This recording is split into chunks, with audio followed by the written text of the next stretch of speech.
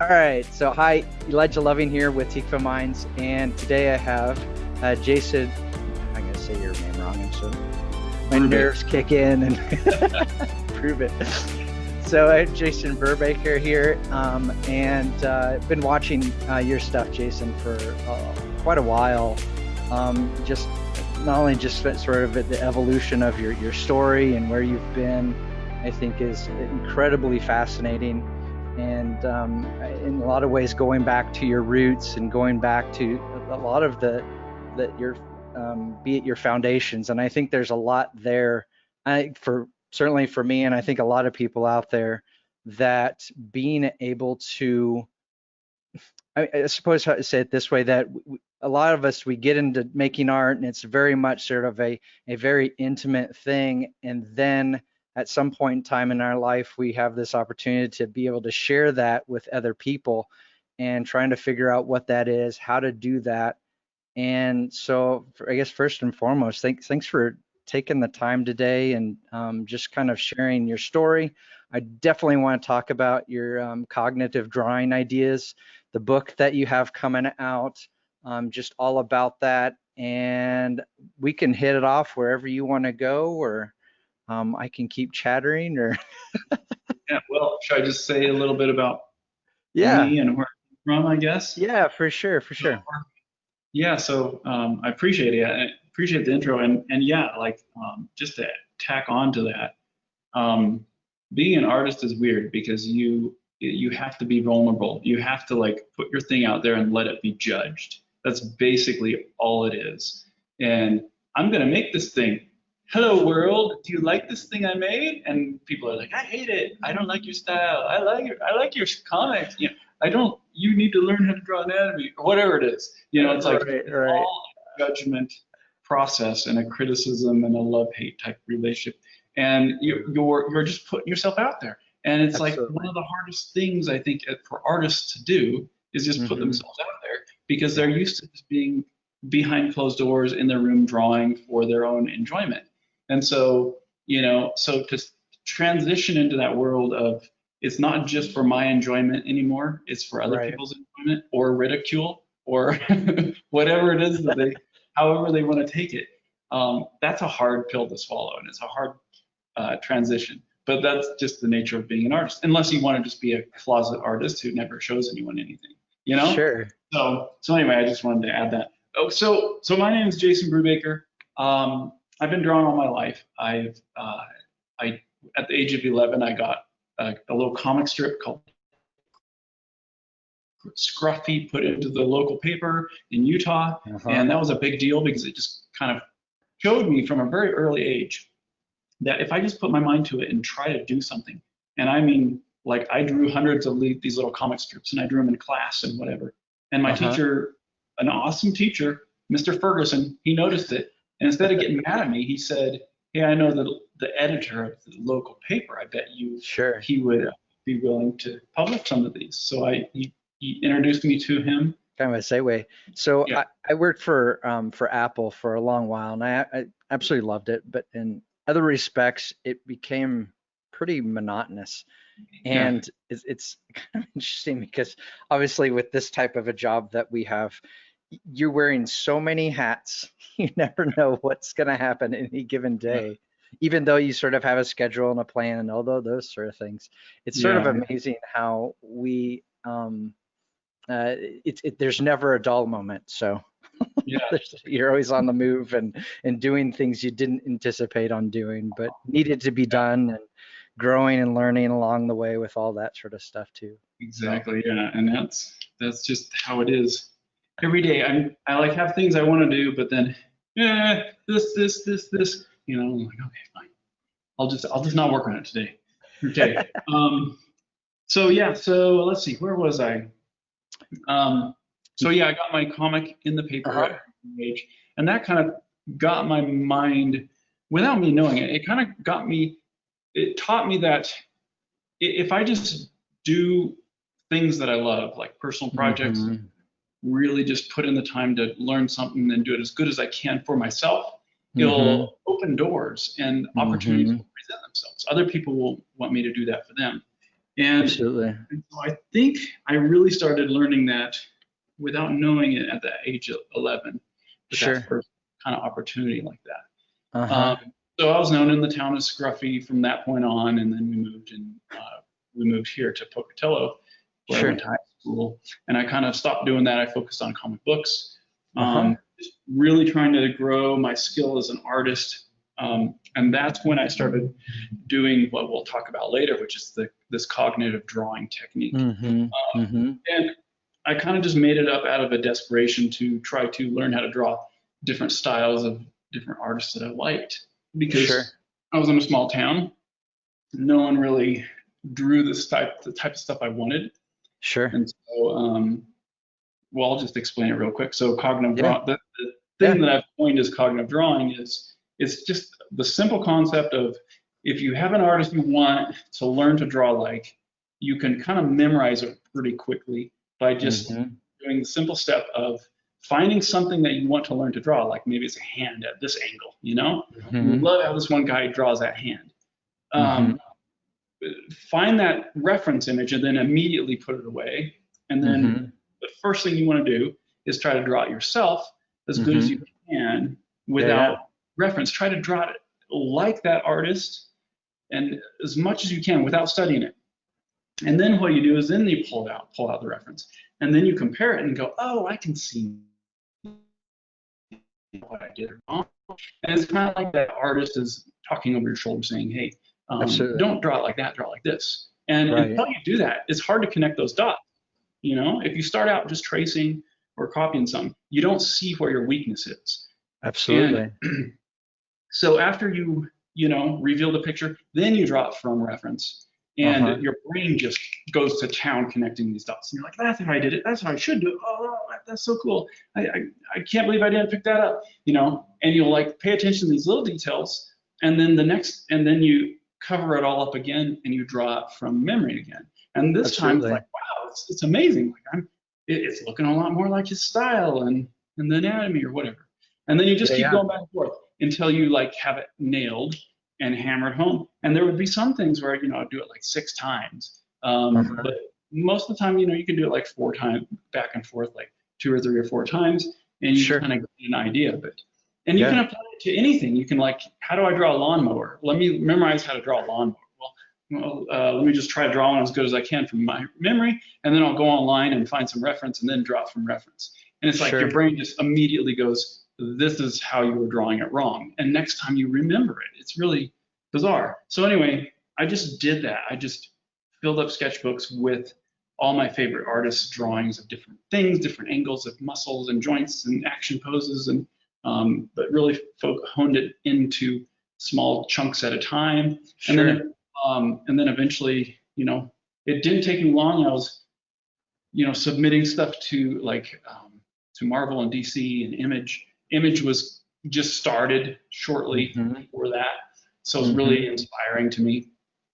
And submitted a ton of stuff, got better pretty quickly. But out of high school, so in high school, I also self-published my own book, my own comic called Phobos, and I just printed it at the local paper, the local printer shop. And I made like 50 copies of it, sold it in the local comic shop. Cool. And then I made a bunch more, and I sent them out to all the indie comic publishers. I actually got a comic publishing deal with this company called Flashpoint Comics, and they published Phobos #1 back in like '94.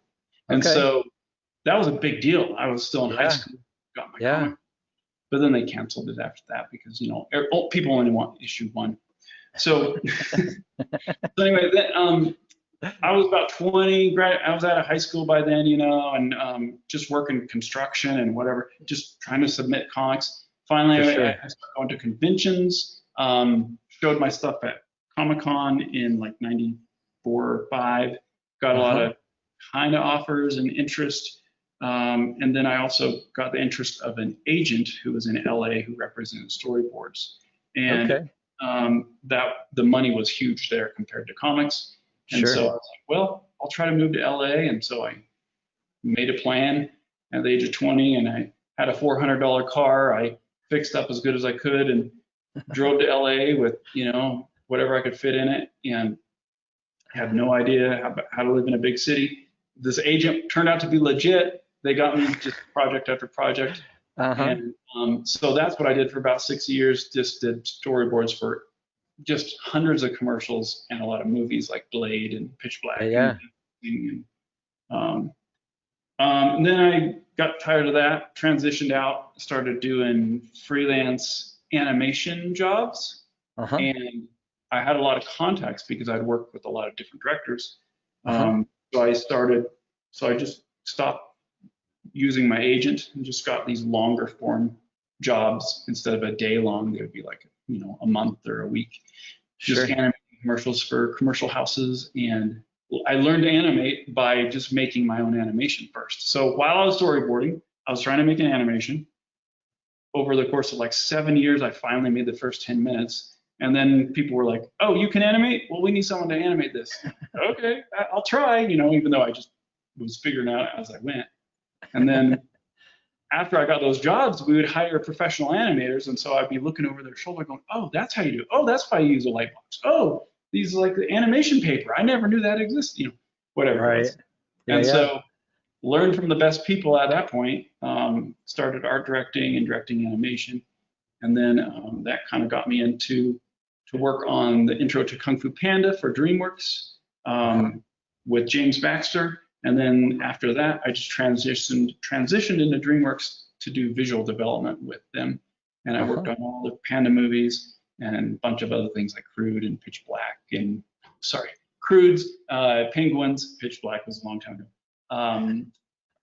Captain Underpants, you know, things like that. Dino Trucks, worked on the pitch for that. And while I was at DreamWorks, I was working on my comics again going, this is the dream job, but you know, I really still would like to tell comics and tell my own story. And so I just started working on my comics again, and with the thought that if I just can get these things done, doors will open, you know, like it's worked with every transition in my career. So I just started working on comics and did the book, the Remind graphic novel, and it won the Xeric grant, and Kickstarter launched. And so I raised funds with Kickstarter, and that was a big new deal. And then made $107,000 on the second Kickstarter, which was a eye opener. Like, woo, like what? You can actually make money on it. And then, you know, and then I quit Hollywood after a little while and moved back to Idaho. And so I've been here about 5 years now, just working on comics, my own stuff now. And so that's the whole fast-paced version of my, you know, 30 years of trying to do art. For sure. That's awesome. Well, one thing that like, so you're talking about kind of drawing, is there like some sort of thing where like have you found that it's actually helped out your, I don't know, it's not what you call it, not necessarily your photographic memory, or do you think it's helped out your short-term memory versus just the process of going from short-term to long-term, or which kind of? I think it's a definite short-term memory like boost, but then you have to keep doing it for it to become a long-term memory thing. But it really is important to focus on the things that you love to look at and draw, because you're just trying to focus on things you don't really care about. And this is a big thing. This has been a big thing for me. It's like it seems like art is just not fun if you're just drawing things you don't care about, you know? And so finding, if anatomy is not fun, then it's a matter of finding an artist who makes it fun to look at and, you know, has an interesting style. And, you know, if you find enough of those artists to imitate, I think of it like you don't want to imitate just one artist. You want to imitate 10 or 20 or 100, and just find pieces from all of them that really are inspiring when you see it. And you'll see the nuance in that kind of stuff. And if you apply something like cognitive drawing to those type of things, you're going to want to retain it a lot more, because you enjoy the way it looks when you finish it, you know? So with that said, you know, I did my whole style developed, you know, 25 years ago from doing that kind of technique from my favorite artists, and I can still see their influence in my natural drawing now, you For know. sure. So there's certain things that I need refreshers on, like more complicated anatomy and stuff like that, For sure. because I tend to favor style over um, realism, you know. Mm-hmm. And so for cognitive drawing, this book that I created, it was really just honing in on anatomy and realistic anatomy, not.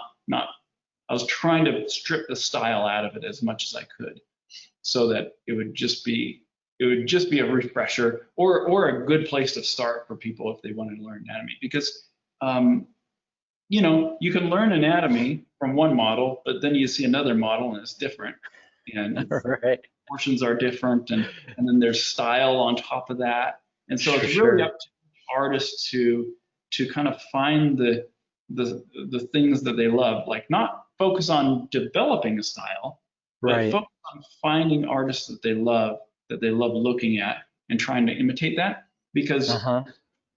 through that process your style will develop naturally, and For you sure. will never even think about it, you know. You won't even realize it's style. It's like having an accent. You don't realize you have an Hmm. accent until you go somewhere else and you're like, everyone's like, oh, Well, that where are you from, you know. So absolutely. everyone looks at my stuff and they can see the accent, you know. They can see all my style influences if they follow those people.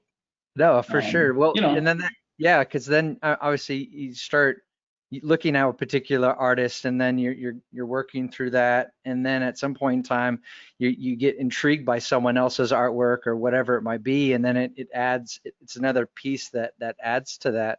Um, complete, yeah. And and even one genres, even you'll go different, on. even like animation or, you know, manga or graffiti art or whatever it is, just different completely worlds of art. You know, when Yeah, I got into storyboarding, I pulled a lot of stuff out of storyboarding that I can apply to uh, comics, for sure. which normal comic artists just don't have those tools. But I Absolutely. feel like I have a kind of a unique style in my comics because I pulled so much from storyboarding. And same For with like sure. animation, you know, if you just work in animation a little bit and then you move over to comics, you have a different skill set and a different way of thinking about things. So you're just like pulling pieces from all these different places and Yeah, jamming yeah, them together. And that's what makes you have the style, you know. It's for sure. I don't think it's anything intentional. It's just Mm-mm. you're imitating what you love, you know. Mm-hmm. Absolutely. Unless you Uh, only love one style, one artist, you know, you're going to have a big variety. absolutely.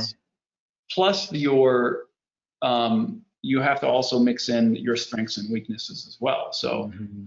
you know, some people are naturally better at drawing certain things or Yeah, yeah, focus on the colors or whatever, and it's just like yeah. there's strengths and weaknesses. You know, even if you copy a style exactly in an artist, there's still going to be deficits that you have that make it look Absolutely. different, and and and you might be better at something than they are, and so Hmm. compensate, you know. So it's just fun to let that take its own course, I think. No, for sure. So do you think that you still, even though like you're doing kind of drawing and all that sort of stuff, it helps um, speed up some aspects to be able to, obviously it takes time to be able to go back and forth and those sort of things. And it still takes a lot of experience and time. I mean, Hmm. a lot of ways, one quote I've heard before, and I'd be curious what your thoughts are on it, is that you still have to put in the miles of paper or those types of Yeah, things to be able to sometimes make those decisions of, okay, yeah, I like this style, I tried it, no, I didn't like this one. Or even just there's some objects that I mean, you can go back and forth between the testing and the feedback stages that you're talking about, and that hmm, might not happen in six or so stages. It could happen in, you know, so what were your thoughts in regards to that? Because you're yeah. not necessarily talking about a shortcut. Like here's a, even though in a sense it is a shortcut, but it's not necessarily sort of like like a what's another way of saying it? Like a get rich sort of a scheme sort of a thing. Yeah. It's not that. There's obviously there's work involved. So Yeah. what's your thoughts there? So I think with art, you have to mess up a million times, And back in the day when I was a teenager and I was putting in just the hard practice time, I was convinced that I had to draw something like 1,000 times wrong before I could finally be like, yes, it's finally right, And so that's part of it, and because cognitive drawing, it's a lot of repetition. But there are some, and I didn't realize it at the time. I didn't realize there was, quote unquote science behind it. But there's been a lot of cognitive studies done since then in the last 20 years, and they talk about the most efficient ways your brain can retain things, and it's this testing effect, which is you try it good and then you test whether it's like reading literature, like reading something and then testing your knowledge on it or whatever. Sure. Trying it first and then testing your knowledge on it. And so it was just really interesting the similarities with that, because they're not talking about art at all, but sure. It worked so well for me. And like I do think it's definitely not a get rich quick scheme, because I hate that stuff. Right. But it is a very focused, conscious, deliberate practice that really does. It's going to work a lot better than, say, just tracing something once, for sure, or just drawing scribbles or something. Like there's some artists that never seem to ever improve their art style because they're never trying to. They're just drawing like something that looks like Beavis and Butthead or whatever. Right. There's no, and that's fine. There's that style for a reason. But if you really want to get better, you can't just flex the same muscle that, you know what I'm saying? It's like absolutely. It's like do one thing that's bad over and over, thinking it will suddenly. Absolutely. So it's focusing with the purpose. Exactly. And that you're but again, that takes work up to get to like, okay, what artist or what vehicles or what. Well, because the thought process for me back in the day and still to this day is, if I want to learn to draw every pose imaginable, I need to memorize it. I need to memorize how the muscles will be in that pose. And so I need to like do this approach with all these angles that are confusing to me, and all these joints and whatever it is, and until it's just in my memory. And so I did that approach with every angle I wanted to learn, and so I was focused more on like superhero comic type stuff, so it's the fist punching at you and different muscles and, just action poses and stuff. But it was like lots and lots of like different poses I tried it with, and even styles like an eye. I liked how this one artist drew girls' eyes, and so I just imitate that, and and then so the idea was, if I could just get this to be like a real active recall type memory when I'm drawing, and I have every angle in my brain, then you could throw anything at me and I could just draw it really quick. And for the most part, I think it worked, because when I started doing storyboarding, they sold me as the fast storyboard artist. And there was all these artists, I went to school and all that stuff, and very good artists. And you don't have a college education, you do, or you don't, or? I only went to high school. High school is my education, basically. Yeah. And then self-taught from then on, And no, absolutely. And I'm just kind of. I'm a big, because I've kind of gone the the opposite route in life, and looking back, I'm very much more of a proponent, because my oldest is kind of now heading into that high school era, and it's just like, obviously college and all those sort of things have drastically changed. I mean, even before, sort of lockdowns and all those sort of things, it's drastically changed. And so I think your story is interesting in that regard, because it, yes, college can be important depending on what you're doing, but in some cases, it's not necessarily needed. Mm-hmm. depending on where you're going and all those sort of things. And so anyway, I like the story, your story in that regard, because it gives us kind of a different way of, yeah, you still can learn business principles. You don't need to get an Yeah. MBA or those sort of things, or get all these, you have to put those into practice at some point in time to be even remotely successful. I Yeah. don't know necessarily how to make an expense sheet, but that's important to be able to decide, okay, what's the price of the book, to be able to, along with the shippings and all those sort of things, to be able to do a crowd fund or any of those sort of things. Sorry to Yeah. diverge, but I just think that's kind of interesting.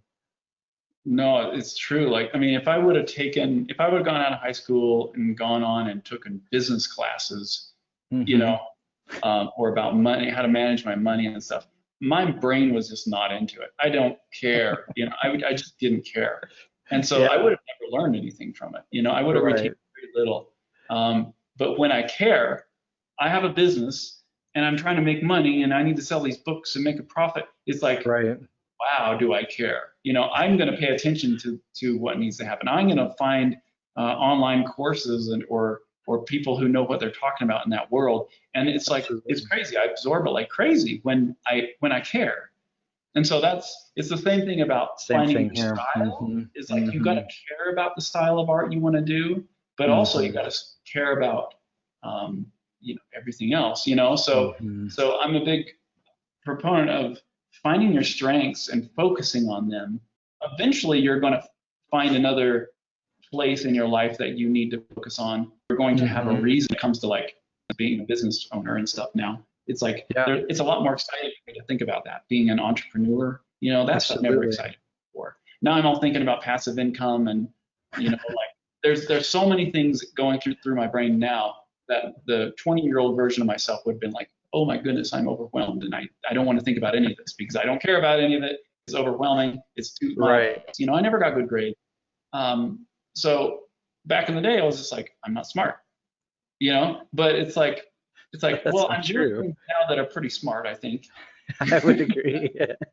So maybe I was just told I was not smart and I believed it, because I didn't do good in math or something. For So, sure. No, and I think that's kind of what, and not to sidestep from your story, but I was told in high school, because I was having reading difficulties or these different things or whatever. And I was told in high school that, college isn't going to be for you. You go to the factory or go to, have some sort of job that you can make enough and still get along with life, and doesn't yeah, necessarily challenge you. And I was just, I remember really like, all right, fine. I'm going to prove you wrong. And ended up yeah, teaching at college, which doesn't necessarily mean anything in a sense, but in a lot of ways, I think, I'm not sure necessarily know where I was going with that, but just I think it's so important that if you find something that's exciting to you, hmm that you're going to use that as sort of, what's the word?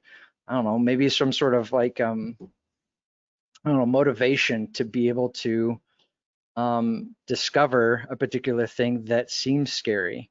hmm Not just necessarily the business side of it, because the business side allows us to be able to do this really cool thing that we're trying to do of yeah, sell comics, and then finding other ways of coming up with residual sort of thing. And that's kind of one of the things that we're trying to work on with my daughters. Hey, you don't, just because you're going to be sort of a freshman doesn't mean that you have to, you can start your business now. You yeah, don't have to wait for anything. And I think that's really important in context to the cognitive drawing, is that you don't have to wait for, well, it's a crappy drawing to start off with. Well, yeah, so what? We all have to start at yeah, a place that is uncomfortable. That's okay. It's yeah, not the end of the world. And you don't necessarily have to like it, nor anyone else does either. That's okay too. yeah, yeah, exactly. Yeah, you got to fail a lot with art, and just build it. Like the thing I like about cognitive drawing is this book.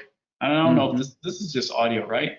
You're not going to do anything video. We could do, You I can was do going it. to do visual, but we could do, absolutely. Yeah. Well, so the thing I like about this for audio listeners and is it forces you, well, for the Hmm. people who want to do it, it forces you to just do it so many times, and then you actually start seeing the progress through the failures, you know? Yes. And you got to kind of get over that whole thing, like, oh, I can't draw this thing, so I'm going to give up, you know? Right. It's Right. like, that's just the roadblock that everyone hits, you know? Absolutely. My oldest likes to draw and Mm-hmm. a lot, and my oldest son. And then my son that's 3 years younger than him can't draw as good as him, so he Sure. just never tries, you know?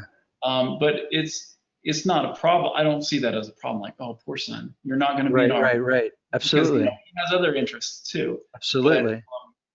But drawing it's cool, but it's not like a thing that he's really like. He wants to cook, you know. He wants to make food. So that's his interest, you know. And when I was a kid, I didn't want to cook. I don't want to have anything to do with food. No. So anyway, That's really funny. yeah, totally off track.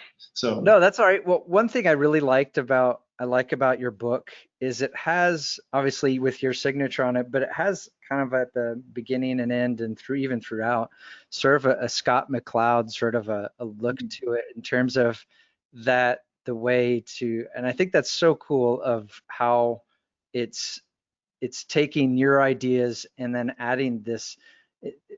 I think it was at the third or fourth page or whatever it is, where it's showing kind of the philosophy behind it and why it's important. And anyway, I think it's really such a cool idea that I don't know, you might feel like in some sort of way I stumbled upon this awesome thing, and just because of the course of life. And I don't know, I'm just exciting that you're sharing it, because there's not just necessarily be it for homeschoolers, which I think is an excellent spot too, but I think it's really cool how it's done in a way that is very approachable, and just starting out is the most important tool, I think, out of anything. And that, anyway, it's very well, for the it's right interesting to say that because I do think that that kids and people starting out in drawing need to have some successes. They need to see that they can do it if they just put in the time. And so my hope is that this eliminates all the unnecessary garbage and just allows them to do some real simple things that make them go, wow, I can really remember that. And I can draw that eyeball or that muscle, you know? Right. And I think, you know, now that I've finished the book, it's probably intermediate, you know, it's not like my kids are going through it, and my youngest, my 8-year-old, he's you know, he's drawn 8-year-old versions of everything. And so it's just not the same, you know, but it made me realize I need to make a younger version. So like a version of the book that's probably for 5 to 10-year-olds. That's just more simple, fun little things to do. Is not trying to master anatomy. Because I love the idea of just instilling this concept in younger people who are trying to achieve something that seems like a mystery. That I can do that if I just focus on it a little bit. I can do it. You know, I could get good at this if I just try it and do these couple little steps. And they need to have some wins, you know, and then if they haven't, just like me at 11, you know, I was unnaturally obsessed with drawing this comic, and then my teacher was like, hey, you could get it in the paper, you know, like that was such a big win that it kind of confirmed all the effort I put into trying to make comics. You know? And so the more I can help kids and students and, you know, even adults who are trying to draw for the first time, or just they've been drawing and they can't figure out why they can't learn. It's just giving them some tools to be able to see that they can achieve something. You know what I'm saying? Absolutely. Faster, because it's just such a mystery. You know, art is like, it's a mystery. You know, when you grow up in a family where there's no artists, and you're not in LA where there's an artist every stone's throw. You know, it's a complete mystery, and you'll gravitate towards anyone's advice, even though it's, you know, someone who never knew how to draw. They'll give you advice on drawing, and you'll and so, you know, like, I don't want to have to charge people a college tuition to teach them this. And in fact, I think college tuitions in art don't teach you the right things. I mean, I've had Absolutely. arguments with this university here where they brought me in and said, "Hey, you have all this experience," and I was like, "I know, I could shoot animation and storyboards, and you guys have an art department. Like, why don't you let me, take on some of these classes? I'll actually teach kids how to get jobs." And they're Yeah, like, for "Whoa, sure. whoa, whoa." We, Wait a minute. the conversation was going good for a while, and then finally they Yeah, just put brakes on it because, well, I for didn't sure. have a degree, Hmm. so that's a big no-no. And we're not teaching Yep. people how to get a job. We're teaching people how to be an artist. And I'm like, well, you know, what's the point of being an artist if you can't? If you're going to pay $20,000 for a quarter or whatever it is, Minimum. why why are you not teaching them how to get money back from that? For sure. They're spending that money. You need to Yeah, teach them how to have a skill that can get them a job. Otherwise, why are they doing it? absolutely. I don't think anyone's going to college just to be an artist. Anyone No. can pick up a pencil and start being an artist for free. So Yeah, don't waste my time. Don't waste kids' time. And anyway, it just went south, and then they ended up hiring, people that just sure. finished the art program to teach it. And I'm like, Hmm. oh my goodness, this is so They sad. hadn't lived it, or they hadn't gone through They don't. experiences of They have no what it idea what. is to run a business and any of those things. Yeah, Yeah, it's so frustrating. absolutely. No, So anyway, absolutely. No, that's a big subject because it's something that I, firsthand, just what you're talking about, have experienced and ran into. If like, well, we need to start thinking about these types of classes and these types of subjects that we need to be conveying yeah, to give them the tools and the permission to explore, not necessarily your what is art, but explore your how do I say it? Just your business principles and those types of things, yeah, and business ethics, all those types of things.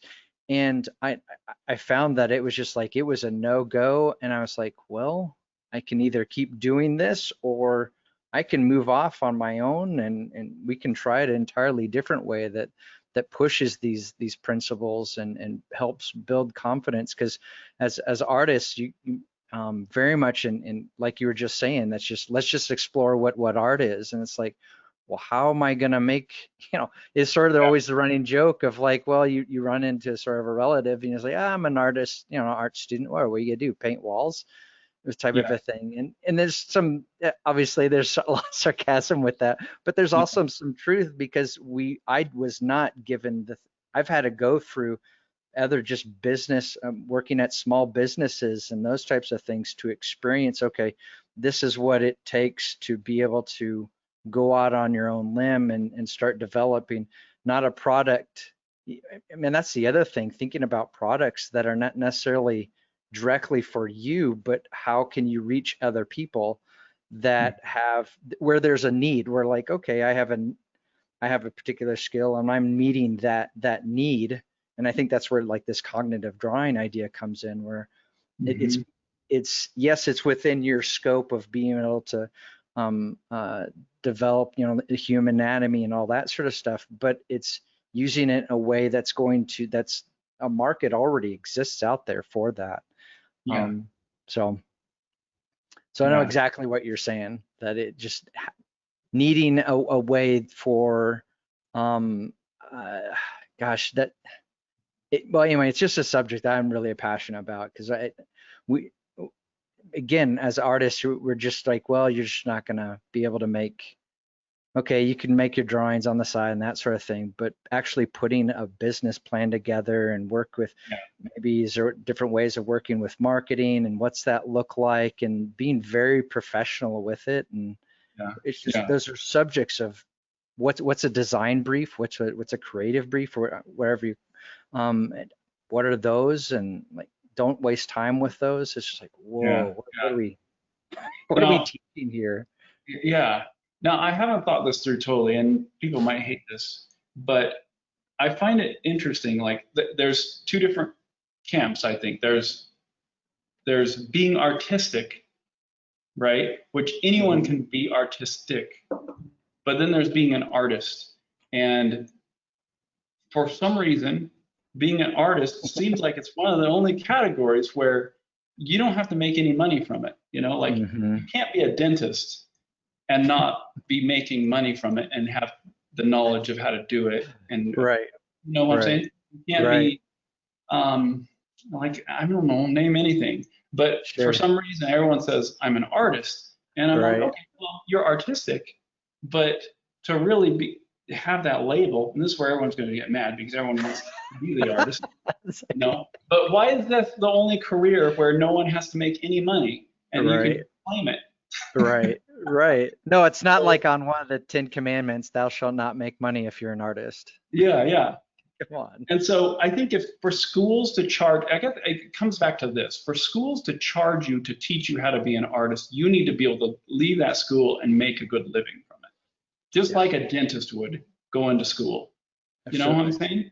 Like it is unfair to kids to say, come to my school, become an artist, and you'll be an artist, because it's like, no, you're already artistic. If you're enjoying drawing, you're artistic. If you like creating whatever it is, you're artistic. You know, those are character traits that, yeah, people are that, you know, just like they're. One particular, I don't know where I saw or heard the lecture, but basically it was sort of like this, and he was coming out from a very much of a I don't know, business mindset sort of a thing, but he was kind of comparing it where, like, you know, as an illustrator, you want to go to the very top, you want to improve as quick as possible or be as best as you can. And to do that, you're going to look to the top of the mountain of who are those all stars or heroes or those type of things that you're looking at for your style and that sort of thing. And and he was bringing up the point that a lot of art schools, what they teach you to do is how to explore, where you can explore this way and go down this rabbit hole and this path that you never anticipated. And that can be certainly fun and engaging, but it's not going to help you get your quality of your work to the, you know, up to the highest peak of whatever that is. And then you start realizing, whoa, there's another oh, that's just a plateau. Okay, what's beyond that? Right, that's just the first. It's the first peak. And so I think that's something that intrigued me about this whole cognitive drawing thing, is it's starting on that path to not necessarily to explore with a purpose and not just randomly meander about. And that can be fun. Hey, we all like to, you know, go down in the woods and wander around, but there's always a place to, you know, like it's got to be fun no matter what, you know. Absolutely. So but you can do fun things and not expect to make money, you know. And I think that's kind of the, and it's not just all about making money, you know, like absolutely. But you have to, in order to claim that as your career and do it full time, you know, unless you have another source of income, which when people start out, I say have a source of income. It can be your full-time job or whatever, but you don't want to put any pressure on your art to be the source of income, because it's just a hobby until it starts replacing that source of income. It's just a hobby. And just to backtrack a little bit, when I was a kid doing those comics, when I was 10 and 11, I kid you not, I was trying to make them look indistinguishable from the comics that I saw in the paper. Like, that's awesome. I was so focused on trying to make these things look professional, because I didn't want people to know that 11-year-old kid drew these, you know. And they could tell an 11-year-old drew it when they saw the horrible grammar and editing, but the art, you know what I'm saying? Like, there's some stuff in there from that time that I'm like, wow, that seriously could have been, you know, almost like a Peanuts or a Garfield's for sure comic strip. And so to just be like, I just want to have fun and feel good, it's like playing, you know, I just want to play around with it. It's like, well, there's a difference in that, you know. That's a hobby. That's just doing it for fun, to kind of ease my mind or focus on it when I don't want to focus on the hard things or whatever. But like, there, you know, if you want to compete in that world, you have to be indistinguishable from the best, you know. And I'm not saying I'm the best by any way. No, absolutely. And I look at my art, and every day I'm always like, oh, I'm not that good. Like, what Like I'm not putting in the time this guy is or that guy, or Right, color right, aren't as good as this guy's, or the anatomy is not as good as that guy's. right, But there are things that I have strengths, and I think I've been focusing on the strengths enough to where it's like it shines. It for sure. has its own. I mean, DreamWorks hired me, so that was a real mental gymnastics for me. When I was hired at DreamWorks, I was so stressed out at first, thinking they're not going to like what I can draw because they're going to Right. find out I'm a hack. And and then after a while, I realized they hired me because they like the way I draw. Right, So I shouldn't stress out about that. I just need to do right. do it the way I would do it. And once I Sure. kind of embraced that, it was fun. And they gave me some really cool things to That's do awesome. based on my strengths. And it wasn't based on my weaknesses at all. It was only based on my strengths. And you know, and that's DreamWorks. So why are schools and everything teaching you to not focus on your strengths and instead focus Absolutely. on this and bring everything up? So I mean that's a different argument. But No, but I think it brings up sort of like to mind as far as what's your thoughts on having, because someone might say that, well, I do okay at drawing. I don't have raw talent yeah, versus, sort of this idea of like, oh, I have raw talent. It's like yeah, I'm like the Pele of drawing and sort of a thing. yeah. Oh So my what's gosh. your thoughts there on that? Well, I don't have it right handy, but I wrote a book called Unnatural Talent, just challenging I that didn't idea. I didn't know that. Sorry. I Oh my just stumbled goodness. out. That's awesome. I and it's a 280-page book. It's about doing comics and self-publishing and all that stuff. And the title is Unnatural Talent because the thing that artists and non-artists need to understand is talent. You're not born with this stuff. Like Right. I think you're born with I think the gift that we're born with, if there is a gift, is the Mm-hmm. interest in something more than someone else. So Mm. I was born with this interest in art, but Mm-hmm. the talent came because I obsessed over that interest and I put in the Yeah. time. Like Yeah. nobody else in my class was drawing 100 or 200 comic strips, over the summer. Right. Like they were doing other things. They were playing sports and whatever, and that Right. might been Right. that was their. And so the only reason I'm at this place is because I've been obsessed with it and I've put in the time and like in the book, I say, I think talent comes when you're overly obsessed with something beyond what anyone else would care to even study and pick Mm-hmm. apart. Mm-hmm. And you're looking at nuances that no one else even sees and cares about. And then Mm-hmm. only then you gain a little fraction of information from it that when you apply it, people are like, oh, you're talented. But it's like it's because you're obsessed and you're studying this stuff and you're looking at art. Like who sits there and looks at art and obsesses over it and tries to figure out how the paint strokes go on the canvas. You know what I'm Right. saying? Right. Like Absolutely. someone who is obsessed over it. And so it's just the same with music or whatever it is. Yeah.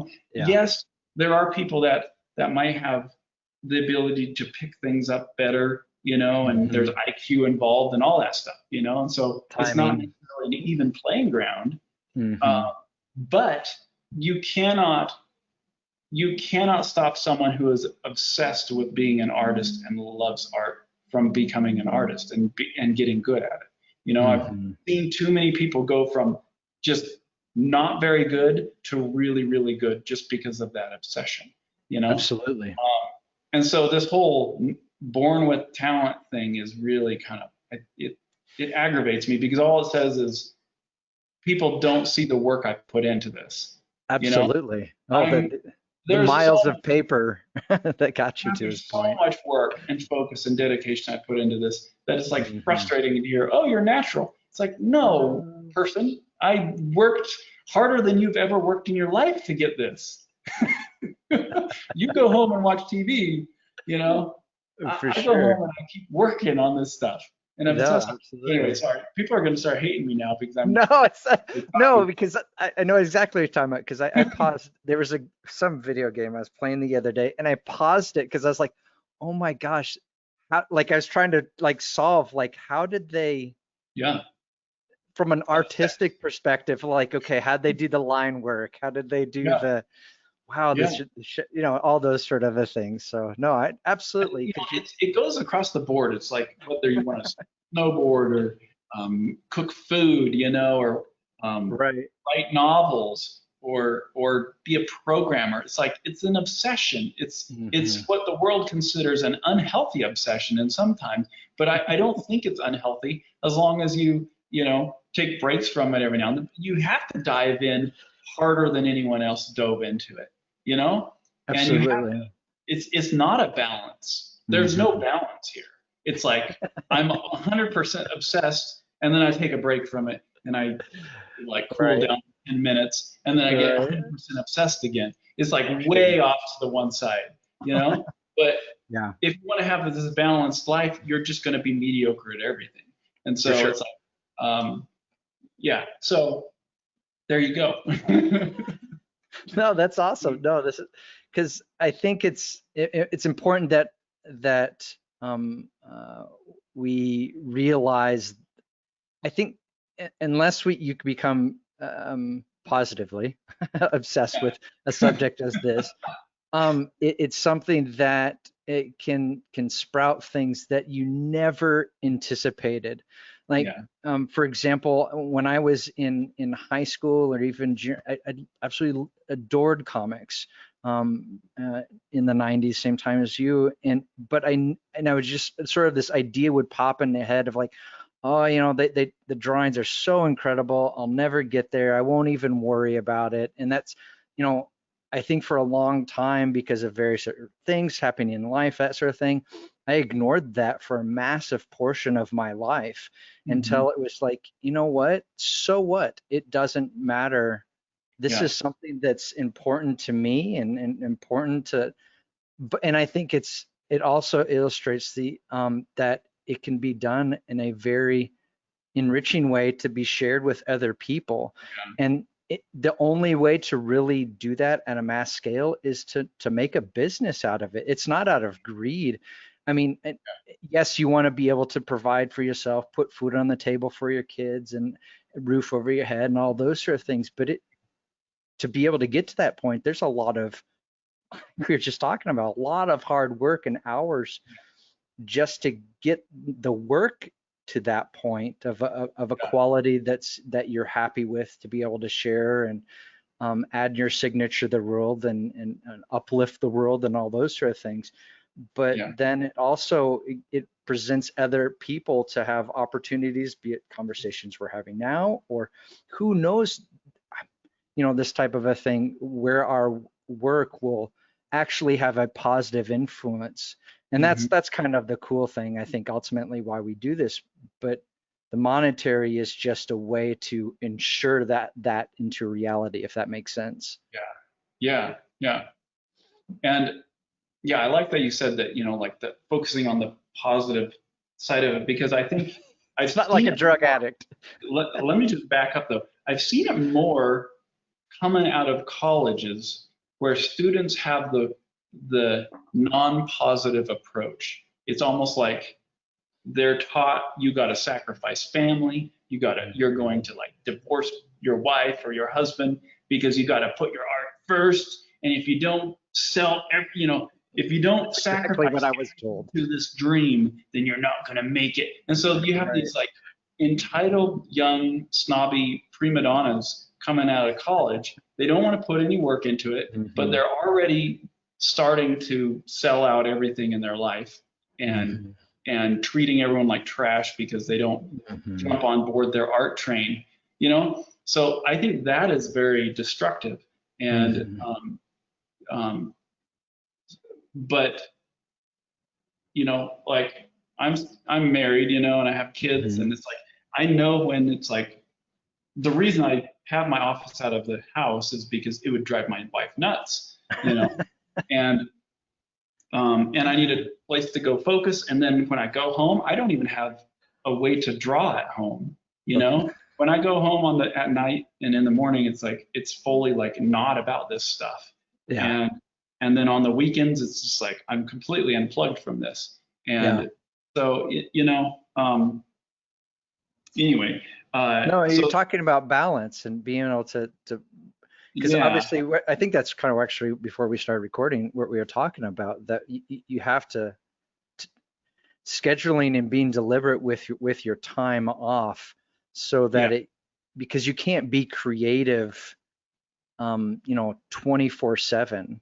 It exactly. there's a it's Yeah, usually, I mean, what our heads would be big on one side versus the other, I yeah. suppose, if we But did that all the time. yeah, and I, you say balance, even though I right before that I said it's completely unbalanced. But, but Just try to throw it curveballs. is so the thing is, it is completely unbalanced because I spend Hmm. more time on this and focused in Hmm. this world. But when I Absolutely. go to that other world, I'm all in. Hmm. You know what I'm saying? Absolutely. And I think Absolutely. that's the thing that's critical for me Yeah. is I got rid of my smartphone so that I just don't sit there on my phone when we're out to dinner, For you know, sure. and so I don't, it just drives me nuts. For And sure. so I'm really trying to just not have any of this in my mind. And sometimes it's hard to decompress a little bit when you go home, um, Hmm. but yeah, I just want it. It's like a light switch. It needs to just be on and off. And I might be at home with the wife and kids a shorter amount of time than this, and that's kind of the Absolutely. imbalance that I'm talking about. But Sure. um, anyway, uh, darn it, there was another thing that you said that I really wanted to respond to, but I forget what it was. I don't know if I can remember either. Yeah, going all over the place. It was straight from the heart. That's all I got. Well, tell me a little bit about where we can get cognitive drawing. Where's cognitive drawing going? Is it Yeah, just this one book? Is it a yeah, thousand? Like, where do you go? Like, yeah. where's the idea going? I have big plans for cognitive drawing. You can go now to cognitivedrawing.com, and Uh-huh. it'll forward you to a little subdomain on my website where it kind of talks about it, shows a little video, gives you a sampler, and you can also download it, buy a download version from Gumroad, or you can Mm-hmm. actually order a physical. If you want it for like a school or your homeschool and get bulk discounts, you can email Mm-hmm. the email on there and work out, and we'll give you a discounted price. So this Awesome. is just the first book, though. It's just a male book and the male figure, and Mm-hmm. it was really just a proof of concept for me. It started out so simple compared to this, to Mm-hmm. where I just wanted to have. I mean, you should see the beta version of it that I tested people with. It was just so crude, and it was really like it sprang from this thing. Okay, so it kind of the reason I wanted to do this so badly is because over the 20 years I was in LA, Mm-hmm. and people would come to me and say, I want to learn to draw like you know? And I'm like, great, Right. okay, well, do you want to do storyboards or animation? And they'd be like, I'm excited about this and this. And I'm like, well, here, let me give you a bunch of my stuff and my books, and here's some of my storyboards. Like, what you got to do is just like try to imitate the stuff, you know? And then a Right. month later, they'd come back to me and I'd be like, so, what, did you do it? And they're like, I didn't draw anything. I'm like, give me my stuff back. Why are you wasting my time? Right. And so that was just such a repeating thing, like, putting in the time like I did. I realized how Mm-hmm. much time it is, and I think these Yeah. people think that they're naturally talented, just like we were talking Sure. about. So they're like, well, I shouldn't have to put in that much time. Right. So anyway, so I developed this to kind of give people, kids that are like myself, who have Mm-hmm. this insatiable drive to want to learn to do anatomy or whatever it is. Yeah. I want to give them that tool, so they can Yeah. just hammer through it on their own. And, it doesn't matter how they do it if they, Mm-hmm. as long as they put in that time. And, Right.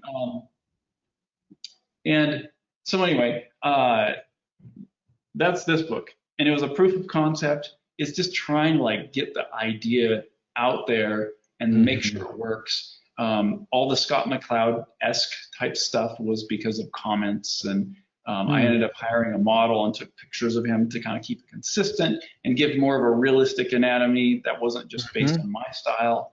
I also infused tutorials into it. Before it wasn't any of that. It was just like, here's a drawing, do cognitive drawing a million times. And it's like, and I was like more like a military drill sergeant, like just saying, you got to do the work, So this is my attempt to like give it a bunch of candy along with the hard work, and so it can be more digestible.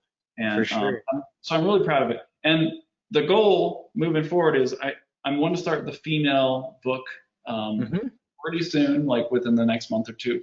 Awesome. And get that one done within a 6-month period. And I'm thinking of it more as a part 2 to this instead, because I really think this is the first one to start, and the female poses are so much more difficult, and so it's going to be a lot more posing and posture, and then comparing it to the male, Absolutely. And so I really think it'll be a part 1, part 2. No, because we don't want to be like Michelangelo, where all of our women look like men. Exactly. Yeah. And then in addition to that, I want to release a more kid-friendly version, which is a shorter book. This one's 160 pages, but I want to do like a 100-page one or 90 or whatever. And it's just like more fun things, like different styles and things, more cartoony, so that kids can just learn this process and realize, hey, I can draw something. I can memorize how to draw something. And if those kids memorize how to draw a cool lion or whatever it is, and then they go to school the next day and they draw that out of memory, their class is going to be so blown away with them that it'll give them such a shot of confidence that they'll want to, So anyway, that's cool.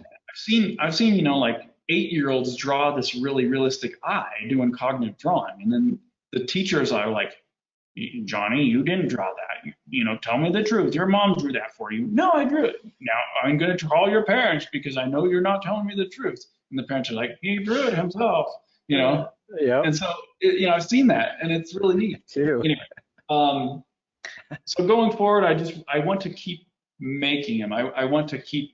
It would be ideal if I could put out a book every 6 months or every 6 months, or maybe once a year if possible, and just keep hitting different subjects so that any kind of artist can find a subject matter that they want to draw, For sure. Whether it's cars or robots or dinosaurs or monsters or or different styles, like more cartoony, more realistic. Absolutely. And that's the thing. I want to try to get it in the schools. We've already had it in the local school here. It's a charter school. They used it as a curriculum when it was in beta for the whole last year, and the students loved it. Yeah. They, in fact, my wife was overhearing kids talk about it about 6 months later in the hallway, and they're like, "Oh man, I wish we did the cognitive drawing again. That was such a cool thing. Yeah, I know, I really loved it." So. But it was totally like a test, I gave it to them for free, but it worked really well, and the kids Absolutely. I've used it with homeschool groups. They've had like these collective homeschool groups where they all get together, and they bought like 20 of them, and then the kids go through it every week. And it's all self-guided. So, someone who's a teacher, like a parent, can give it to their kid, and they don't have to be an artist to teach their kid how to do art. Absolutely. So, and then in addition to that, I recorded videos of myself doing every single lesson, so that that's available too for those parents that want to put on the 10-minute video, and then it's kind of like they have a teacher too. So that's the idea with it. And I really look at cognitive drawing as, it works, and I'm really passionate about it because that's how I learned how to draw. So, and I don't see it in the market, so I see a big hole that I want to fill with this. But being an educator is not my first passion, but I really want to like, this is the kind of education I'd want to do. I kind of get burnt out if I would be a professor or something, probably. But this is exciting because it's in the same world as what I love doing, which is publishing books and making graphic novels and You know, and I don't plan on doing all the art myself. I want to hire different artists to do different things. That's Like cool. I don't do animals very good, so I want to get a really good artist that does animals really well to do the animal books. You know, Mm-hmm. and then I could actually do the book, go through the book, and learn how to draw animals correctly. So anyway, That's yeah, awesome. to me, it's a big deal. And as far as a business, as far as a entrepreneurial type side of it, I Mm-hmm. really do see it as a lot more potential to be a Yeah, consistent income source than even my graphic novels. for sure. Because, you know, when you put out a comic or a graphic novel, you get a spike in sales, but then it goes down and then it's kind of a trickle until your next one comes out. Then you can have another spike. But something like a drawing curriculum, every semester or every year, there's a new group of students coming into the market, and Absolutely. and everyone knows a kid who wants to learn how to draw or who draws well. Absolutely. And so I feel like this can kind of become cognitive drawing can kind of become the bread and butter that funds me being able to draw obscure random comics that no one buys. You Mm-hmm. know? Well, well, it's sort of the So. thing where like I like how it it helps individuals realize their own potential that they have.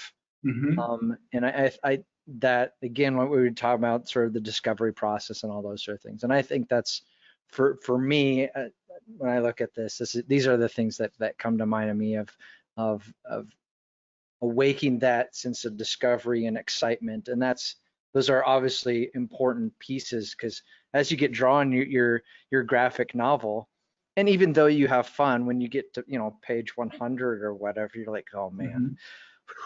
it can get it. And so these are little things that you can do to, I think, help um, ways of continue to improve and grow, which is Yeah. absolutely a fundamental, I think, and from my Yeah. perspective, and hear it from you too, that to be able to grow and be an artist, illustrator, all those sort of things. And so I think it captures all those types of things. So yeah. And the faster you can put that stuff into your memory, the Hmm. easier it is later on. Because when you get that job and you got to hammer that thing out, the last thing you want to do is have to pull out a bunch of reference books and try to find the Right. right angles to imitate. You know, Right. not to mention if you're working on graphic novels and you're like 1,000 pages in and you still haven't figured out anatomy, you're going to end up taking so much longer to do it Yes. than you would have just trying to memorize that stuff up front, and then you can just go Yes. into it and it's like you just flip a switch and you just do it, you know. Yes. And it's so powerful when you can just flip a switch and do it. Absolutely. Suddenly you're not thinking about how Rewarding. to do it anymore, and Hmm. then you can let the creativity really come out. Like it's not about can I draw this? Now it's let me draw something that no one's ever seen. Let me tell this story in a way that blows people's minds, and For you're sure. only focused on that. You know, Hmm. and, um, and so it's really rewarding when you can get to that place when you're Yeah. not stumbling over the basics anymore. And so Yeah. hopefully cognitive drawing helps people get those basics out of the way. And there are times, and even with me working on stuff where I'm drawing a girl, and I'm like, man, I really don't know how the waist connects just right. I need to kind of Hmm. relearn that. Hmm. So there's always you always have to kind of retrain yourself again, because again, like Absolutely. I focus so much on style a lot of times that I ignore anatomy, and it's like Yeah. it's fine. You can do that. There's plenty of art that's like that. But Yeah. I don't want to ignore it so much to where I lose it, and so Yeah. so I always have to kind of go back to it, study it, and then I can keep messing around with completely wacky drawings, but the Yeah.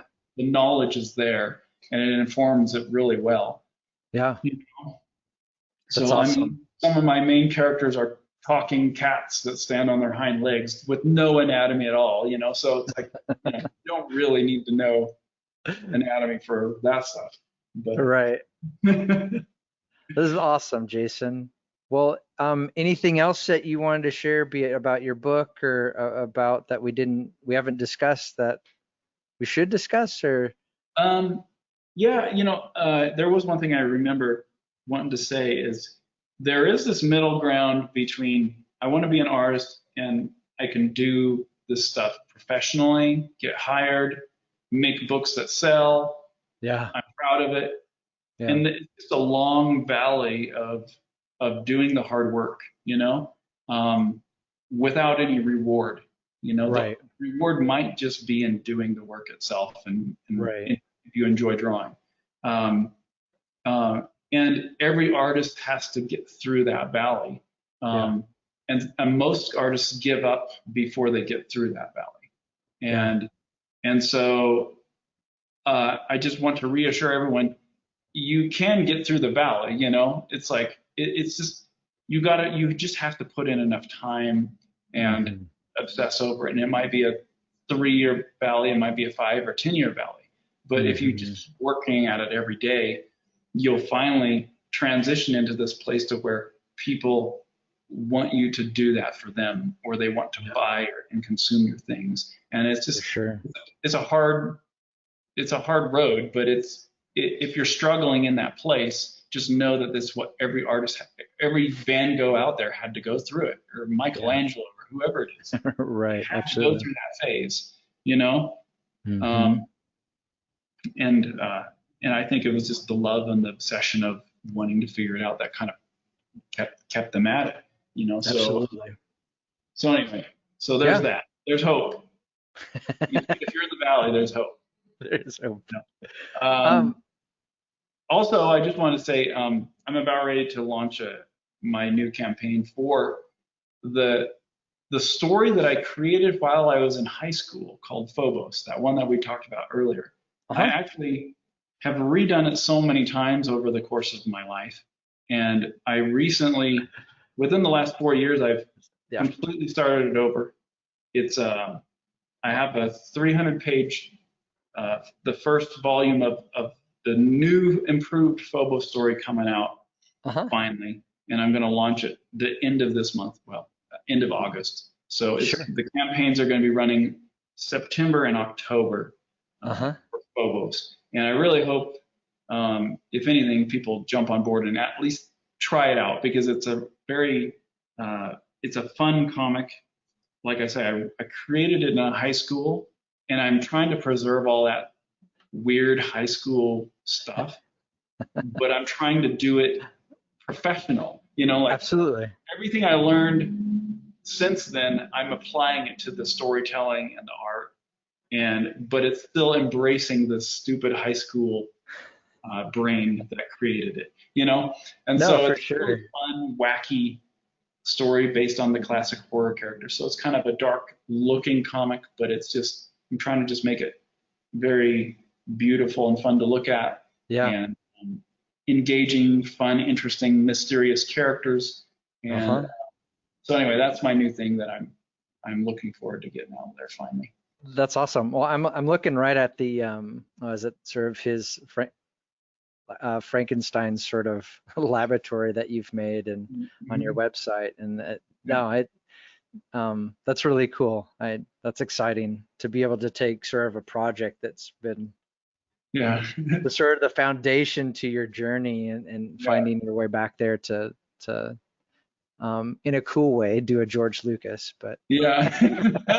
and, uh, Yeah. but it's After exciting. It's really exciting. So Yeah, after I published that first issue back in the day in '94, and then they sure. canceled it, that publisher Hmm. had the rights to it. And so I just gave up. I was like, okay, well, it's done.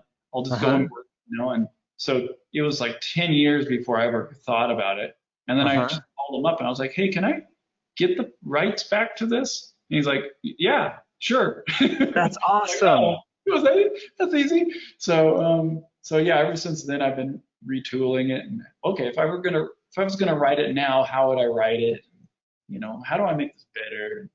And I Well, just kept. it's such a good sort of a testimony in terms of, if just by asking the question, and Yeah, who knows, even, I mean, you could have gotten a no or whatever you might get in, or just on any other given subject, if just by us asking just ask the question. Yeah.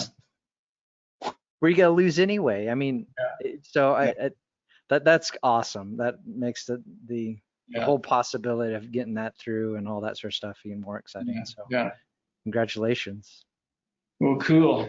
All right. Well, thanks for having me. I really appreciate it. Yeah, for sure. Any place where just kind of blanket, where can we find your stuff and all that sort of good things? CoffeeTableComics.com is kind of the home for everything. You can find Cognitive Drawing there. You can join my mailing list there. If you join the mailing list, you can get a download of a PDF of Remind One. So Awesome. Want to check out my work, see if you like it. And then I have a YouTube channel as well. I haven't posted anything on it for a couple months now because I have a new direction I'm trying to go, but who knows, get there. But yeah, I have a lot of stuff on YouTube. So just search Jason Brubaker or Coffee Table Comics on YouTube. You'll find me. Perfect. Well, hang around afterwards, Jason, and talk about a few things. And then for everybody else, thanks for watching. Check out Jason's stuff. It's exciting in terms of what you're producing. So definitely keep following your work and also your cognitive drawing. That's really exciting in terms of rethinking education in terms of how we go about learning as individuals and passing that on to the next. So really good stuff. So thanks for everybody, and we'll catch you later. TikvahMinds.com